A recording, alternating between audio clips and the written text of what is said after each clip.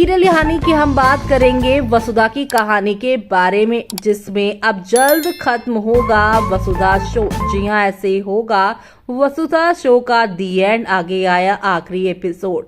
Show के current track में आपने देखा कि वसुधा अपनी जिंदगी में आगे ऊंचाइयों पे बढ़ना चाह रही थी। हर मोड़ पर चंद्रिका ने उसका साथ नहीं बल्कि उसके खिलाफ खड़े होना तय किया। जब से उसे पता चला कि वसुधा उसकी अब हाउस हेल्प नहीं बल्कि उसके बेटे की पसंद यानी कि उसके घर की बहू रानी बन गई है, लेकिन अपने दिल को हर बार यहाँ पर जो है इनकार करती रही कि वो वसुधा को बहू नहीं बनाएंगी।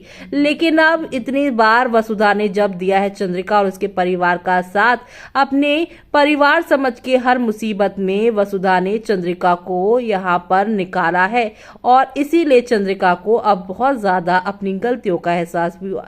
जैसे कि हमने अपनी पिछली रिपोर्ट में बताया है कि एक मंदिर के अंदर चंद्रिका ने अपने आप को यहाँ पे कोड़े मारे, अपनी गलती का पश्चाताप किया और पंडित जी और वसुधा के कहने पर भी वो नहीं रुक रही थी। और ये सब करने के बाद फाइनली वसुधा ने चंद्रिका को बचाया।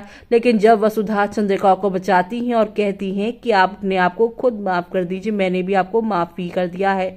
ऐसे में ये सब देखकर, महानता देखकर वसुधा की चंद्रिका उसे मंदिर में ही बहू मानती नजर आएंगी और गले मिलती नजर आएंगी।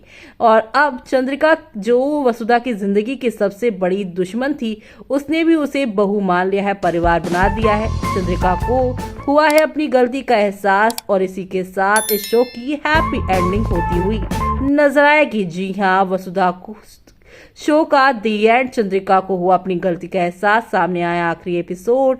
चंद्रिका ने बोला वसुधा को बहू पलटेगी अब शो की कहानी, जहां पर हैप्पी एंडिंग के साथ शो आप लोगों को आगे की ओर जाता हुआ दिखाई देगा। जो देखना आप लोग मिस मत करिएगा।